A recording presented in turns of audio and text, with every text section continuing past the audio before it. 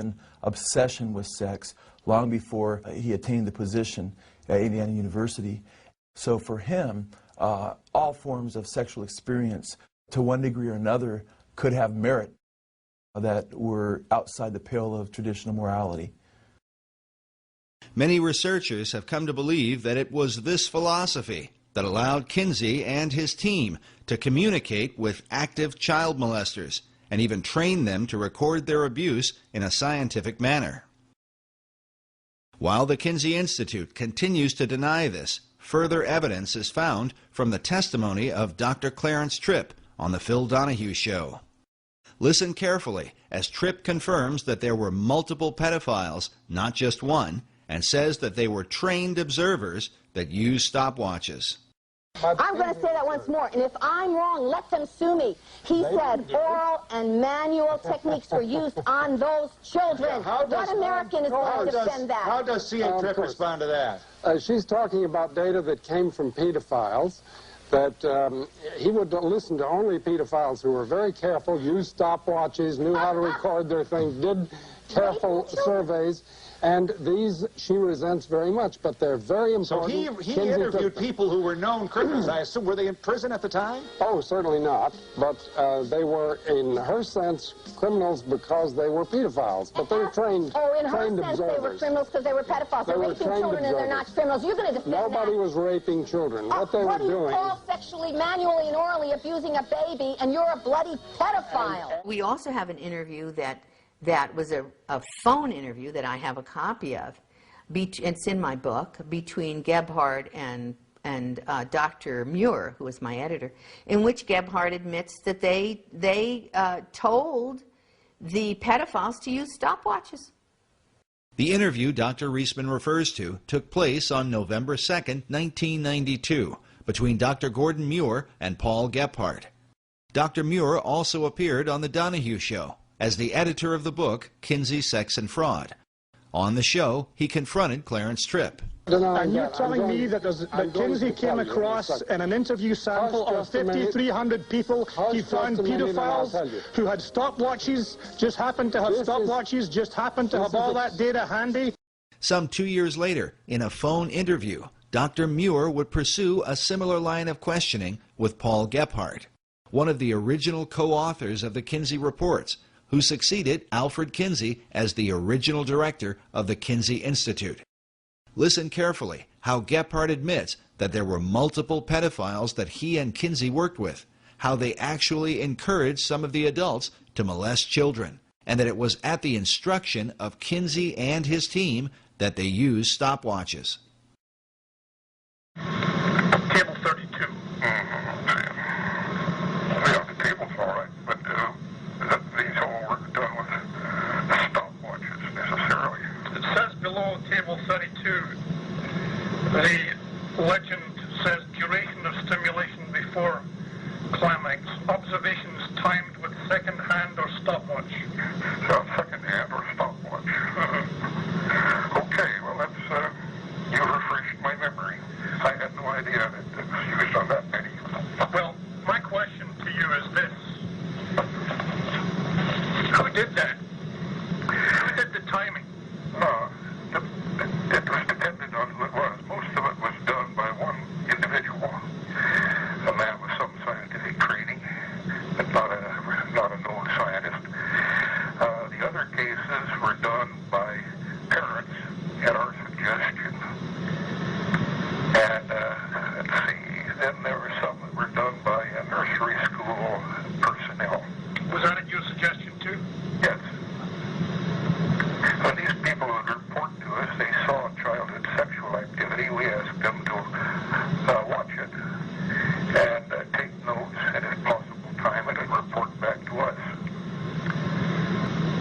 Some of the stimulation was clearly being done by adults themselves, isn't that correct? Yes, that was pedophiles. Or particularly one man, but there were several pedophiles that gave us data. But since they were all doing the same thing and reporting on the same thing and taking the same measurements, it looks like it was organized ahead of time. Is that right? No. No, we just simply asked anyone who had any data on childhood sexuality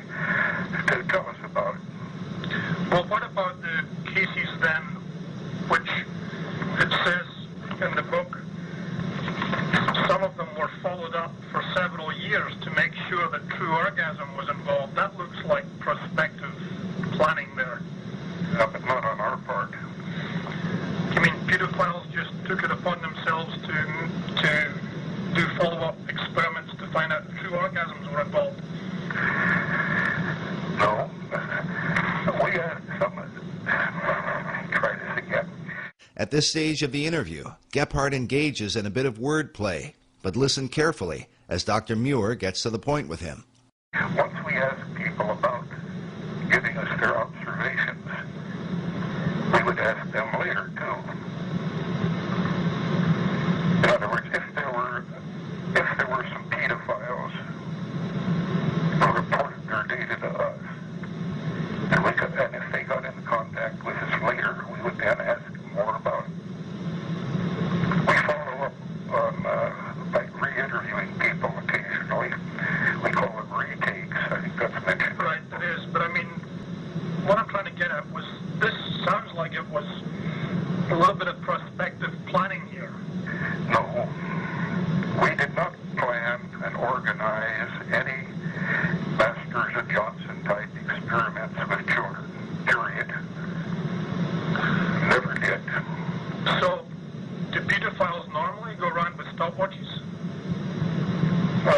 They do if we tell them that we're interested in it, that this isn't a plan on our part. They do if we tell them that we're interested in it.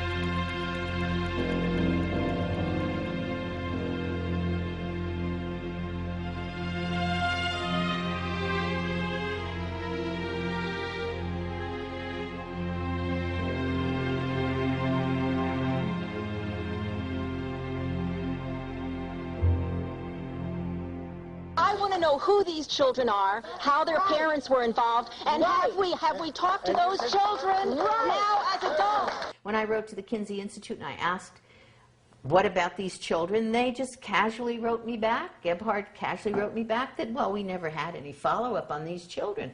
It was too expensive, he said, or just impossible. What does he mean there's never been a follow-up? You just talked about men who are raping children, at least 317 children. Now we're looking at, it comes up to maybe 2,035 at minimum, probably. The youngest 2 months of age, and you call yourselves, quote-unquote, scientists, and you've never even followed up. That's a lie. There's got to be some information, and if it was good information, if they had found out that these children were completely unharmed, lived fine lives, we would know about it. They would have passed that information on to us so fast. Many of the children abused by Kinsey's pedophiles probably had no idea that they were part of a government-sponsored study. Most likely living out their lives in suffering and confusion about what had happened to them. But when the Family Research Council released its documentary, The Children of Table 34, the haunting image of a stopwatch sparked the memory of a woman who calls herself Esther White. My grandfather molested me when I was around 4. And he never did again. But he went to Indiana University to get his teaching certificate. And he took biology while he was there. And so I'm assuming that he probably met Kinsey there because the whole university was involved in his research. As a child, Esther says she was taken by her father and grandfather to meet with Alfred Kinsey and to be interviewed by him. But the real purpose of that meeting would be a mystery for years to come. I didn't really know. I didn't connect it all until I read Judith Reisman's writings. Especially when it came to the video that she did where they showed a stopwatch. And that was the key. I realized, yes, that was what was going on. Now in her 70s, her desire is to remain as anonymous as possible out of consideration for her family. Esther White is her assumed name. How old were you when you met Dr. Alfred Kinsey? It was probably in 1943 or so, 43 or 44. I was born in 34. My father was very excited about taking me there to meet Dr. Kinsey. I didn't know who he was. All I knew was that my dad was very excited about taking me there for an interview. And he was instructing me that I was to be very nice to this man and answer him. He told me they would ask me about my family and whether I loved my family and so forth. So when we got there, it was at my grandfather's and great-grandmother's house. And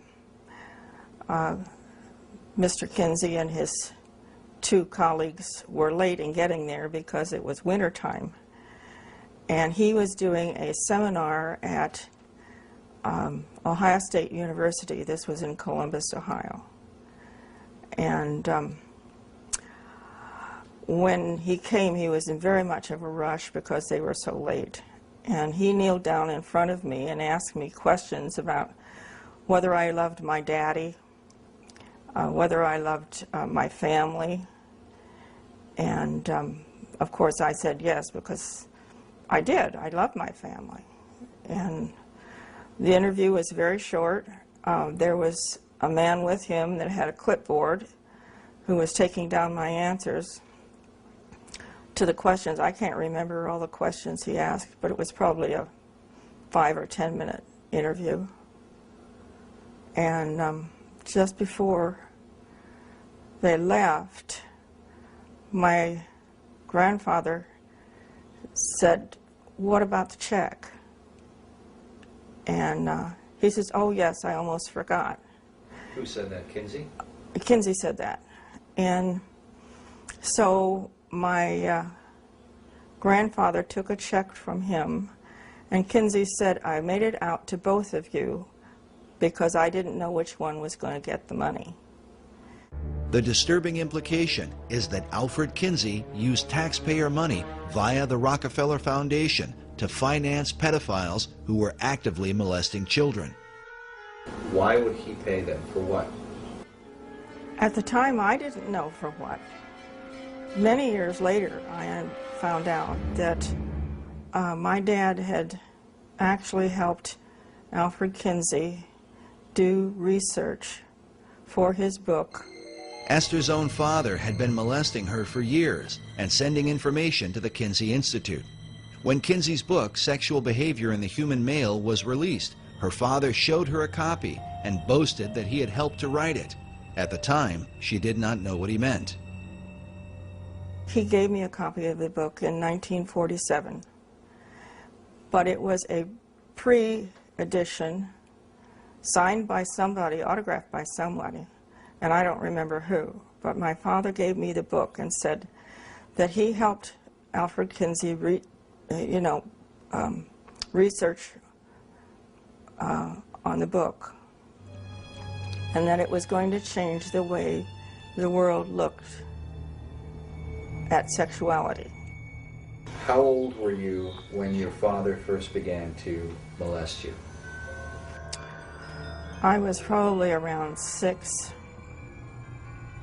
maybe 7. I couldn't tell you exactly. Do you ever remember your father molesting you with a stopwatch? Yes. And then would he record information? There were papers on the dresser, and I saw one of the papers one day, and it had a lot of questions on it. And there were little boxes to check those things off when those things were done. And it was talking about orgasm. I didn't know what that word meant, but at the time,